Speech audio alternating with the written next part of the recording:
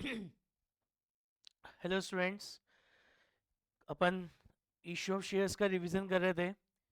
कल अपन ने डिस्कस किया था कि जब अपन शेयर का जो इशू प्राइस है उसको इंस्टॉलमेंट्स में मंगाते हैं तो उस केस में कंपनी की बुक्स में क्या उसकी अकाउंटिंग होती है, कैसे कंपनी उसको अपनी बुक्स में रिकॉर्ड होती है। कल के लेक्चर में अपन ने वो डिस्कस किया था।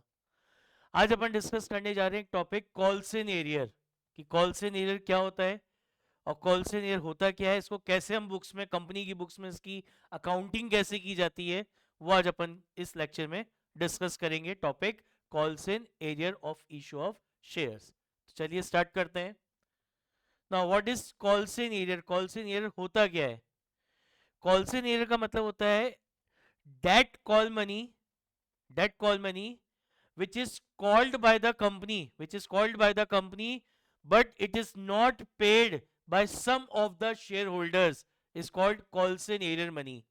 ऐसी कॉल मनी जो कंपनी ने तो अपने शेयर होल्डर से मंगा ली, बट सारे शेयर होल्डर में से कुछ शेयर होल्डर ने वो उस कॉल का अमाउंट क्या करा है, पे नहीं करा।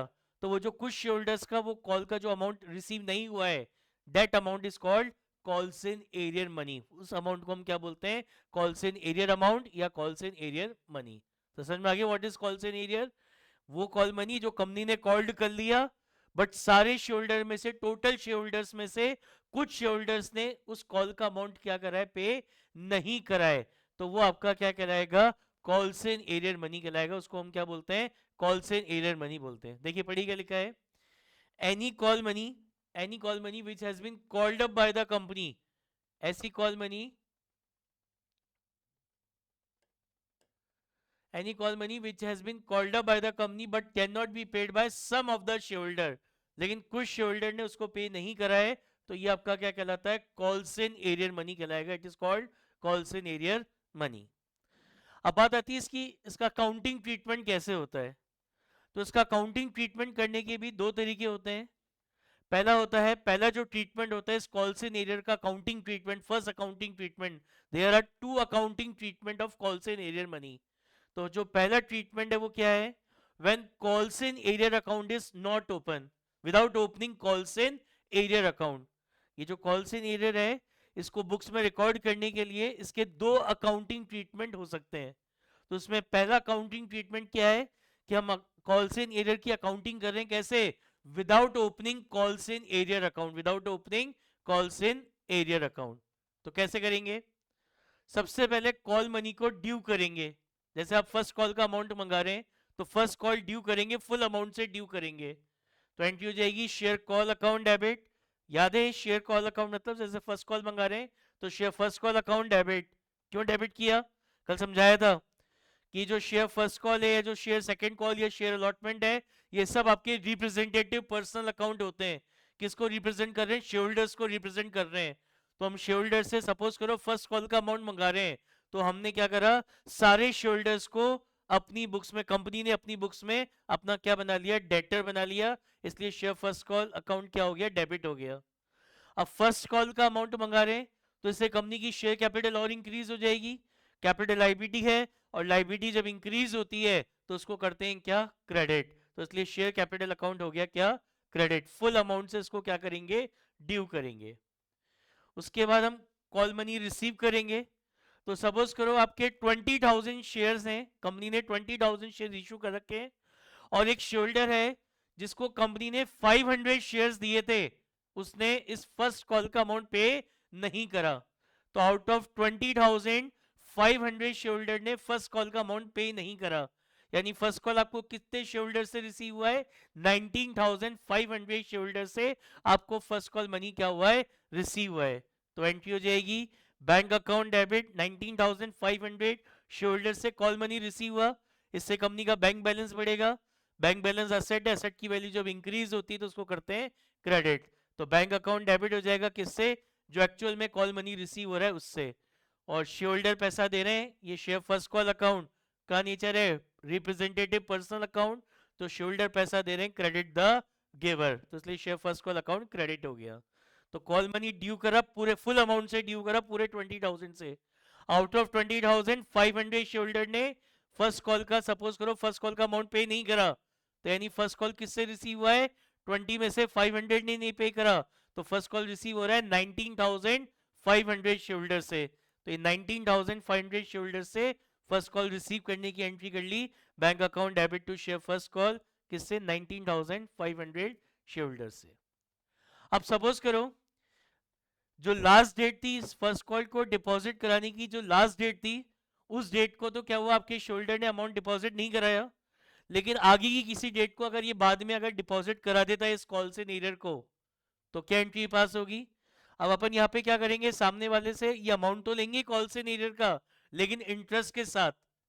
कितना इंटरेस्ट होगा कि कॉल मनी डिपॉजिट कराने की जो लास्ट डेट थी वहां से लेकर जिस डेट को आपका शेयरहोल्डर कॉल्स इन एरियर का अमाउंट डिपॉजिट करा रहा है उतने टाइम पीरियड का मुझसे क्या लेंगे, इंटरेस्ट के साथ कॉल्स इन एरियर रिसीव करेंगे। तो if calls in arrear money अगर आपको रिसीव हो जाता है तो वो रिसीव कैसे करेंगे? With interest. और इंटरेस्ट कब से कब तक का लेंगे? जो लास्ट डेट थी कॉल मनी डिपॉजिट कराने की से लेकर जिस डेट को आपका शेयरहोल्डर कॉल्स इन एरियर का अमाउंट डिपॉजिट करा रहा है उतने टाइम पीरियड का इंटरेस्ट लेंगे। तो एंट्री हो जाएगी bank account debit calls in arrear plus interest का amount to share call account, shareholder ने पैसे दे दिए, क्रेडिट द गिवर। और ये जो इंटरेस्ट हम चार्ज कर रहे हैं, interest on calls in arrear, ये नॉमिनल अकाउंट है, इनकम है, कंपनी के लिए इनकम हो गई, नॉमिनल अकाउंट है। रूल कहता है क्रेडिट ऑल इनकम और debit all expenses and losses, credit all income and gains. तो ये नॉमिनल है तो रूल कहता है credit all income and gains, तो ये हो जाएगा क्रेडिट।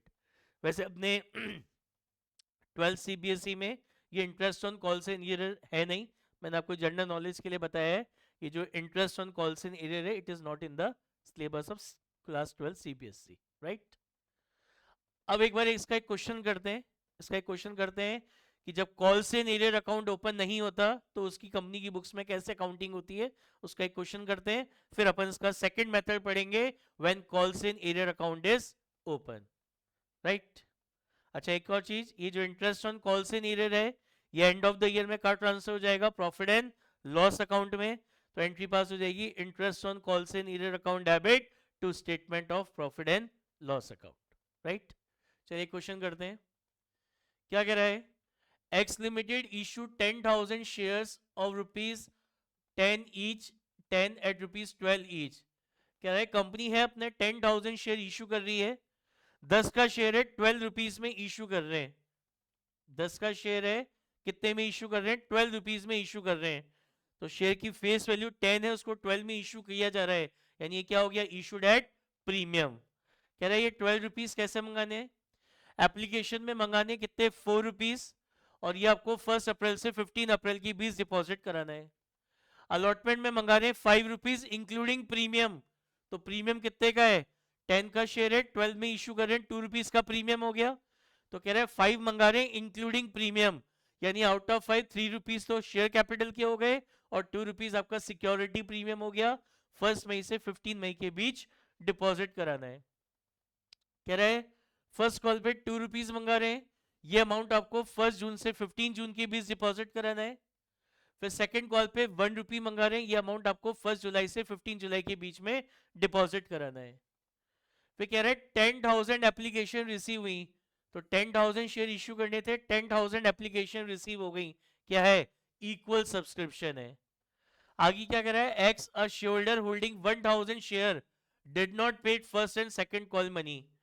कह रहा है एक शेयरहोल्डर है एक्स जिसको हमने 1,000 शेयर्स अलॉट किए थे, कह रहा है उसने फर्स्ट और सेकंड कॉल का अमाउंट पे नहीं करा, उसने फर्स्ट और सेकंड कॉल का अमाउंट पे नहीं करा। अब इसकी अपन को, इस क्वेश्चन की अपन को जर्नल एंट्री पास करनी इन the books of company without opening calls in arrear account, without opening calls in arrear account. तो सबसे पहली एंट्री आप काय की पास करेंगे? सबसे पहली एंट्री जो पास होगी वो काय की होगी? फर्स्ट एंट्री पास होगी on the last date of application money receive, काय की? एप्लीकेशन मनी रिसीव करने की एंट्री पास करेंगे कब? 15 अप्रैल को। तो पहली एंट्री पास होगी एप्लीकेशन मनी रिसीव करने की, 10,000 एप्लीकेशन आई है, एप्लीकेशन मनी इज 4 पर शेयर, तो एप्लीकेशन मनी रिसीव करने की एंट्री हो जाएगी bank account debit to share application account, bank account debit to share application account. Application money receive हुआ, इससे आपका बैंक बैलेंस इंक्रीज हो गया, कंपनी का बैंक बैलेंस इंक्रीज हो गया। बैंक बैलेंस असेट है, असेट की वैल्यू जब इंक्रीज होती है तो करते हैं debit. Share application account representative personal account है, इन्वेस्टर एप्लीकेशन मनी दे रहे हैं, क्रेडिट द गिवर, तो इसलिए शेयर एप्लीकेशन अकाउंट हो गया क्या, क्रेडिट।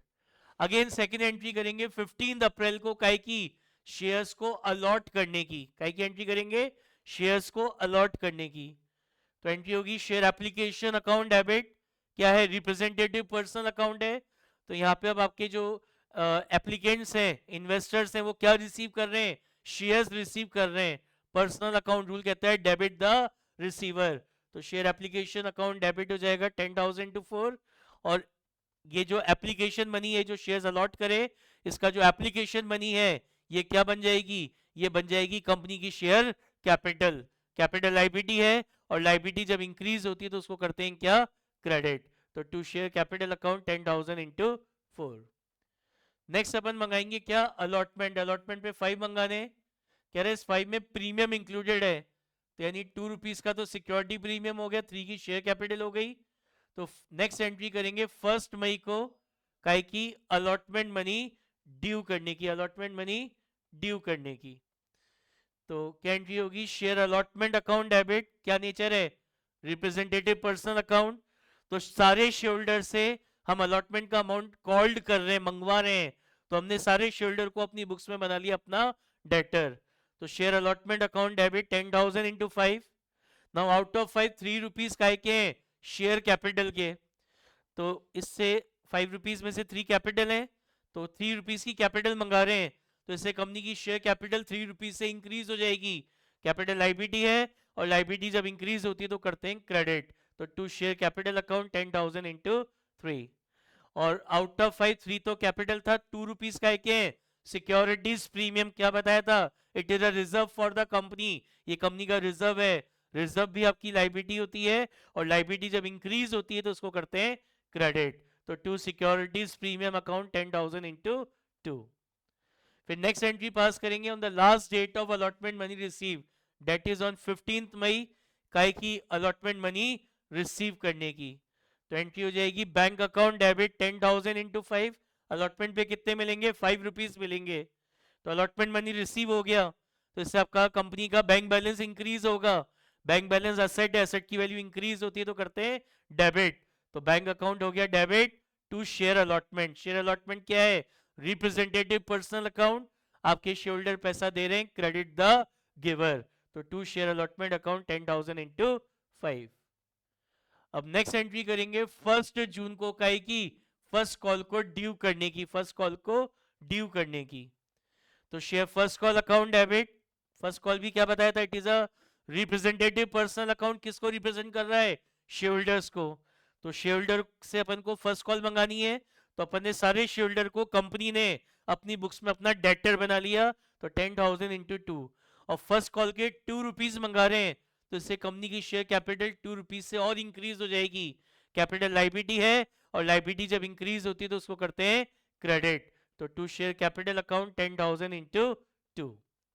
अब क्या कह रहा था, एक शोल्डर है एक्स जिसको हमने 1,000 शेयर्स अलॉट करें, कह रहा है did not pay the first call money, कह रहा है उसने फर्स्ट कॉल पे नहीं करा, तो आउट ऑफ 10,000 एक शोल्डर है एक्स जिसको हमने 1,000 शेयर्स दिए थे, इसने फर्स्ट कॉल का अमाउंट पे नहीं करा है, यानी फर्स्ट कॉल आपको किससे रिसीव हुआ, रिमेनिंग 9,000 शेयर होल्डर से, रिमेनिंग 9,000 शेयर होल्डर से आपको फर्स्ट कॉल मनी क्या हो रहा है रिसीव हो रहा है, तो 15 जून को एंट्री पास करेंगे फर्स्ट कॉल को रिसीव करने की, तो बैंक अकाउंट डेबिट 9,000 into 2, 10,000 में से एक शोल्डर था एक्स जिसको 1,000 शेयर्स अलॉट करे थे, उसने फर्स्ट कॉल का अमाउंट पे नहीं करा, तो फर्स्ट कॉल आपको रिसीव हो रहा है किससे 9,000 शेयर होल्डर से, तो एंट्री हो जाएगी bank account debit 9,000 into 2 to share first call account 9,000 into 2।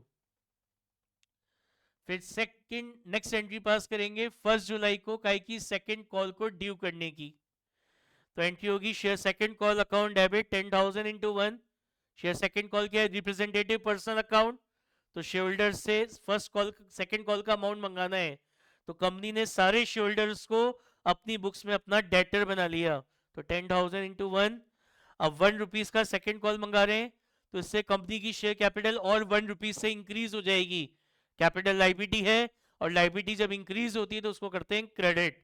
तो to share capital account 10,000 into 1।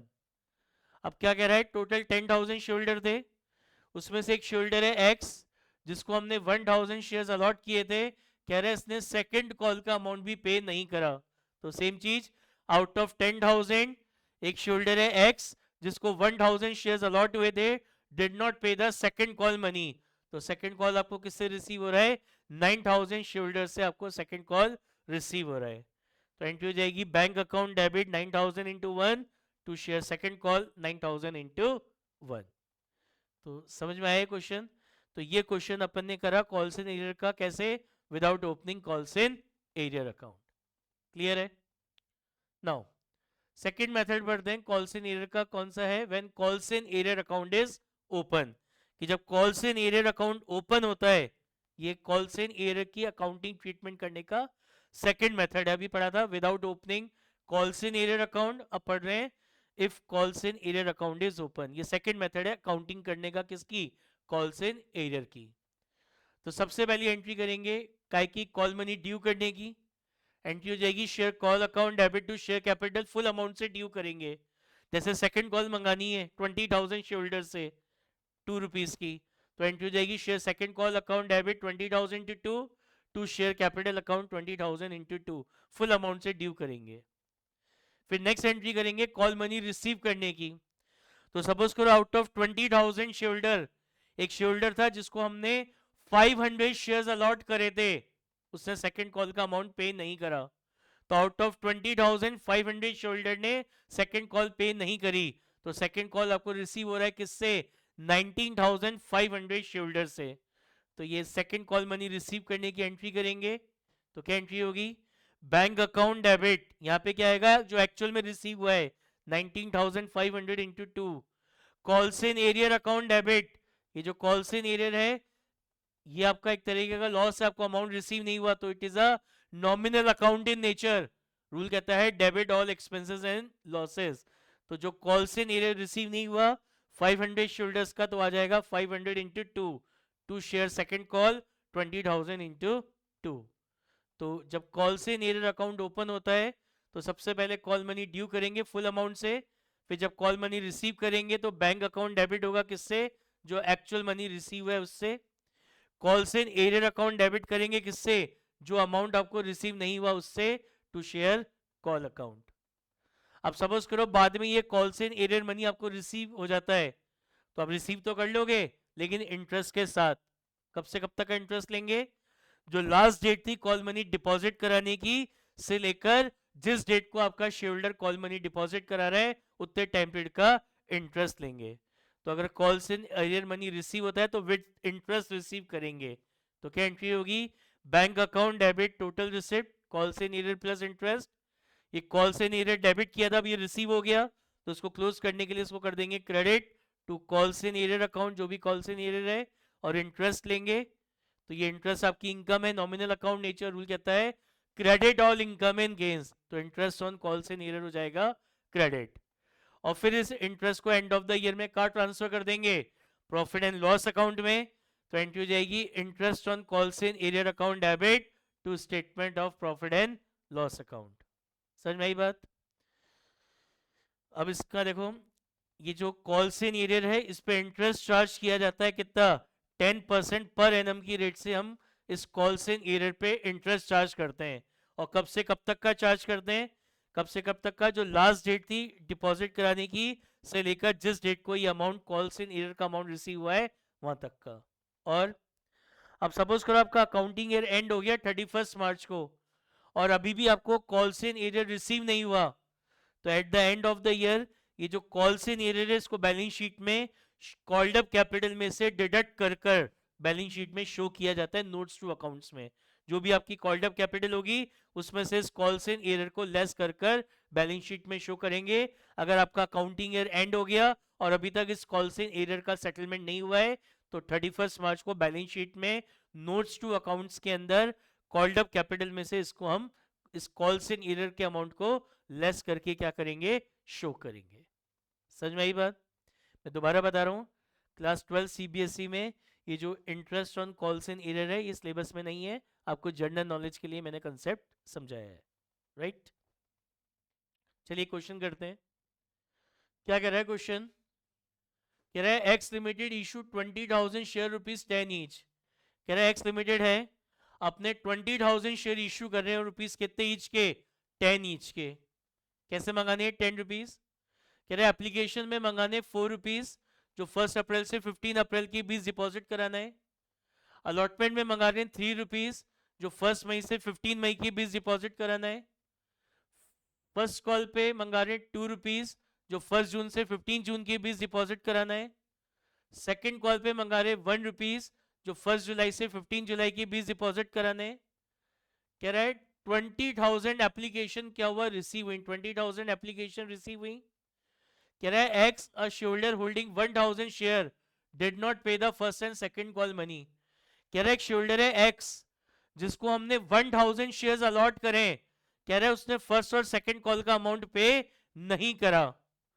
कह रहा है अनदर शेयरहोल्डर, एक और शेयरहोल्डर है वाई, जिसको हमने 500 शेयर्स अलॉट करे थे। कह रहा है did not pay the second call money, उसने सेकंड कॉल का अमाउंट पे नहीं करा। अब अपन इसकी अकाउंटिंग कर रहे हैं कैसे? इसकी हम जर्नल एंट्री पास करें in the books of company. कैसे? By opening calls in arrear account, by opening calls in arrear account. तो सबसे पहली एंट्री कब पास होगी?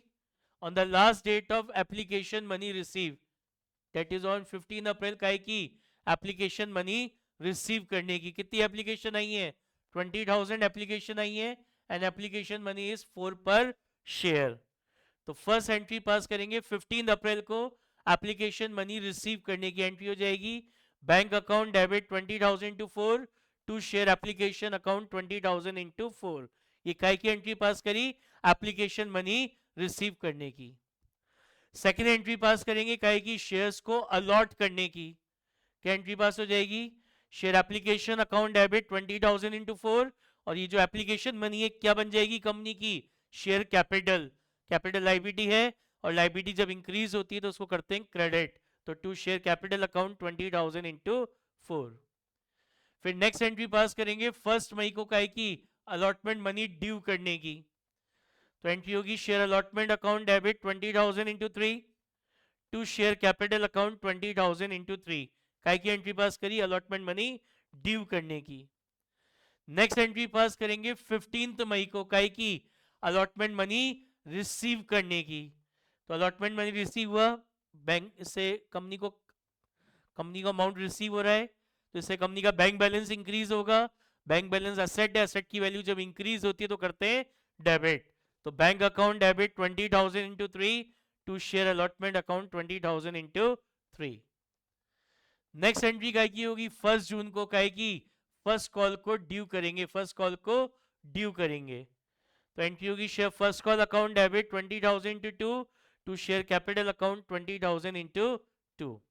अब क्या होता है, एक दिमाग में आती है एक चीज कि बोले सर ये एक्स एक शेयरहोल्डर है जिसने 1,000 शेयर, जिसको आपने 1,000 शेयर दिए थे, उसने फर्स्ट कॉल का अमाउंट तो दिया नहीं, तो फिर इसको फुल अमाउंट से क्यों ड्यू कर रहे हो आप?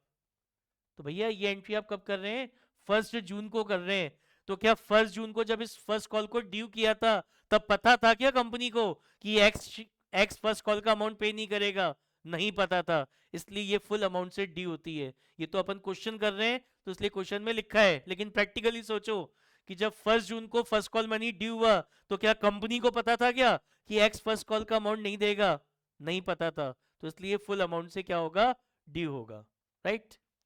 अब क्या कह रहा है? एक्स एक शेयरहोल्डर है जिसको 1,000 शेयर्स अलॉट हुए थे, did not pay the first call money, उसने फर्स्ट कॉल का अमाउंट पे नहीं करा। तो 20,000 में से एक शेयरहोल्डर है एक्स जिसको आपने 1,000 शेयर्स अलॉट किए थे, did not pay the first call money. तो फर्स्ट कॉल आपको किससे रिसीव होगा? 19,000 शेयरहोल्डर से आपको फर्स्ट कॉल क्या होगा? रिसीव होगा। तो क्या एंट्री होगी? बैंक अकाउंट डेबिट 19,000 इंटू 2, 1,000 ने नहीं दिया तो calls in arrear account debit. यहाँ पे कॉल्स इन एरियर में, इस कॉल्स इन एरियर में क्या डेबिट होता है? जो अमाउंट आपको रिसीव नहीं हुआ। तो एक्स जिसको 1,000 शेयर्स दिए थे उसने फर्स्ट कॉल के 2 रुपीज पे नहीं करे, तो calls in arrear account debit 1,000 into 2 to share first call account 20,000 into 2। तो अब यहाँ पे देखो share first call account close हो गया, 20,000 डेबिट किया था, 20,000 क्रेडिट कर दिया, और जो अमाउंट अब आपको रिसीव नहीं हो रहा, जो फर्स्ट कॉल का अमाउंट आपको रिसीव नहीं हुआ, वो किसको रिप्रेजेंट कर रहा है? ये कॉल्स इन एरियर। तो ये कॉल्स इन एरियर किसको रिप्रेजेंट कर रहा है? जो फर्स्ट कॉल पे आपको अमाउंट रिसीव नहीं हुआ उसको रिप्रेजेंट कर रहा है, राइट। नेक्स्ट एंट्री पास करेंगे 1 जुलाई को, काय की सेकंड कॉल को ड्यू करने की। तो एंट्री होगी share second call account debit 20,000 to 1 to share capital account 20,000 into 1। काय की एंट्री करी सेकंड कॉल मनी ड्यू करने की। क्या कह रहा था? एक शेयरहोल्डर है एक्स जिसको 1,000 शेयर्स अलॉट करे, did not pay the second call money, उसने सेकंड कॉल नहीं दिया। और एक और शेयरहोल्डर है वाई जिसको 500 शेयर्स अलॉट हुए थे, did not pay the second call money. तो आउट ऑफ 20,000 एक्स एक शेयरहोल्डर है, उसने सेकंड कॉल पे नहीं करी, और एक शेयरहोल्डर है वाई जिसको हमने 500 शेयर्स दिए थे, उसने भी सेकंड कॉल पे नहीं करी। तो 20,000 में से 1,500 शेयरहोल्डर ने सेकंड कॉल पे नहीं करी, तो यानी सेकंड कॉल आपको रिसीव हो रहा है किससे? 18,500 शेयरहोल्डर से आपको सेकंड कॉल क्या हुआ? रिसीव हुआ। तो 15 जुलाई को एंट्री पास करेंगे सेकंड कॉल मनी रिसीव करने की। Bank account debit 18,500 into 1। Call से एरियर कितना हो गया? 1,500 शेयरहोल्डर का कॉल से एरियर हो गया, तो कॉल से arrear account debit 1,500 into 1। Call से arrear account debit 1,500 into 1 to share second call 20,000 into 1। समझ में आई बात? तो ये होता है कॉल से एरियर।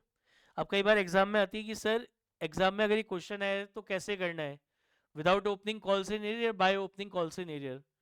तो अगर क्वेश्चन में आपको कुछ नहीं बता रखा तो जैसी आपकी इच्छा हो वैसा कर सकते हैं, विदाउट ओपनिंग कॉल से एरियर या विद ओपनिंग कॉल से एरियर। लेकिन अगर क्वेश्चन में नीचे स्पेसिफाई कर दिया कि हमें ये क्वेश्चन करना है बाय ओपनिंग कॉल से एरियर अकाउंट, तो फिर तो आपको वो क्वेश्चन कॉल से एरियर अकाउंट को ओपन करके ही करना पड़ेगा। Otherwise in case of silence आप दोनों में से कोई सी भी मेथड से आप अपने क्वेश्चन को एग्जाम में सॉल्व कर सकते हैं। समझ में आई बात? तो ये था टॉपिक कॉल्स इन एरियर। अब नेक्स्ट लेक्चर में अपन पढ़ेंगे कॉल्स इन एडवांस, कि कॉल्स इन एडवांस क्या चीज होती है, कैसे उसकी कंपनी की बुक्स में हम अकाउंटिंग करते हैं, तो नेक्स्ट टॉपिक में पढ़ेंगे।